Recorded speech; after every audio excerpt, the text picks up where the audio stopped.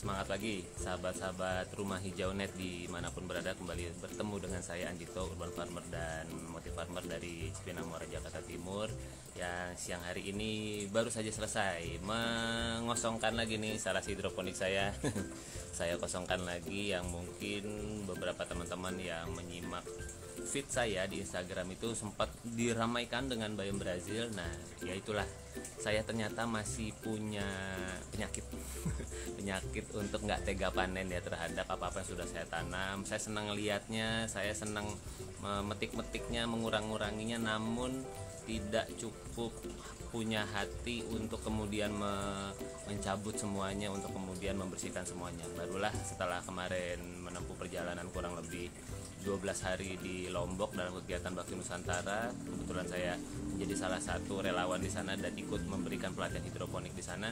Saya melihat bahwa semua tanaman yang ada di instalasi saya, ada bayam Brazil, ada tanaman mint yang dilalah sudah besar-besar, sudah tua-tua gitu ya, sehingga akarnya banyak, terus kemudian akar bayam Brazilnya juga penuh gitu. Nah, itu membuat saya mau tidak mau harus rapi-rapi, harus beres-beres. Karena apa sih konsekuensinya tanaman itu terlalu padat, terlalu tua di instalasi? Salah satunya adalah memenuhi si pipa-pipa itu, sehingga air yang kita berikan itu nggak bisa ngalir kayak begini gitu ya. Jadi udah dikasih air, tahu-tahu nanti besok udah habis lagi gitu, padahal harusnya bisa sampai 2-3 hari. Nah, ini karena apa? Karena meluap gitu ya, karena dia penuh, meluap, akarnya memenuhi, sehingga itu membuat jadi mau nggak mau, ya bukan mau nggak mau, bersyukur hari ini bisa dijadwalkan untuk kemudian mengosongkan instalasi hidroponik yang ada di Jemuran. Wih, ada Kak Officialisus dan apa kabar Pak Dr. Aryo? Ketemu lagi kita di live IG setelah kita ketemu kemarin ya di Lombok, untuk kemudian sama-sama berbagi inspirasi di Bakti Nusantara ya. Di kesempatan kali ini, jadi salah satu tanaman yang saya bereskan itu adalah tanaman bayam Brazil, teman-teman. Mungkin buat sahabat semua yang belum pernah bertemu dengan bayam Brazil, ini adalah salah satu jenis tanaman yang sangat amat bandel ya, bandel dan bermanfaat. Jadi bukan ada bandel nggak bermanfaat, maksudnya tidak biasa kita konsumsi ya, rumput ya. Rumput bandel, nggak terlalu bermanfaat. Ada jinten itu juga tumbuh, cuma karena tumbuhnya banyak, cepat, bandel, tapi buat apa ya gitu. Nah, itu yang kemudian membuat tidak terlalu menjadi favorit untuk dikembangkan. Namun kalau bayam Brazil ini, teman-teman, ini betul-betul adalah tanaman yang apa ya, crunchy, renyah, teksturnya kayak selada, terus kemudian dia bisa dilalap begitu saja, dicuci langsung dilalap juga bisa, atau kemudian boleh direbus sebentar, kukus sebentar, lalu kemudian menjadi tambahan buat salad.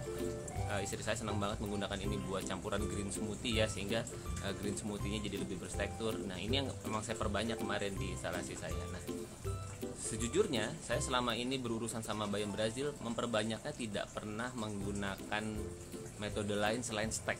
Jadi ini saya stek ya, jadi batang-batang yang keras ini saya potong, saya stek, saya tancapkan di rock wool atau di tanah, cepat banget langsung keluar akarnya. Jadi ini betul-betul tanaman yang kalau teman-teman punya bibitnya, harusnya sih nggak ada matinya gitu ya, kecuali kemudian ada kondisi-kondisi ekstrim, lupa disiram, atau kemudian Anda tinggal dan sebagainya. Tapi kalau dia tetap terjaga, ini adalah salah satu tanaman yang paling badung dan bermanfaat. Jadi enak banget buat dilalap, di salad, buat katakanlah saya tambahan asupan sayuran di pecel dan sebagainya. Ini enak banget sih bayam Brazil ini. Nah, karena saya selalu menyetek, saya tidak pernah melihat si bayam ini sampai ukuran yang besar. Ada sih kadang-kadang rimbun besar gitu ya, tapi baru hari ini nih saya ngeliat ada bunganya nih, teman-teman. Ya, ini saya buat dokumentasi saya aja sebagai kemudian seseorang yang sudah berurban farming tapi belum pernah menyaksikan bunganya bayam Brazil. Nah, jadi ketika tadi saya mau men-trimming ini, mau mengurangi, saya ketemu sama bunganya. Bisa kelihatan nggak ya, teman-teman ya? Nah, ini ada bunganya nih. Ada bunganya di sini warna putih. Di sini nanti saya juga akan foto sih, masukin di feed Instagram saya untuk kemudian bisa teman-teman lihat. Nah, ini ada warna putih ini nih. Ini jadi bunganya bayam Brazil ini betul-betul sangat apa ya, sangat cantik gitu. Dia warnanya putih seperti ini, mirip sama bunga bayam pada umumnya gitu ya.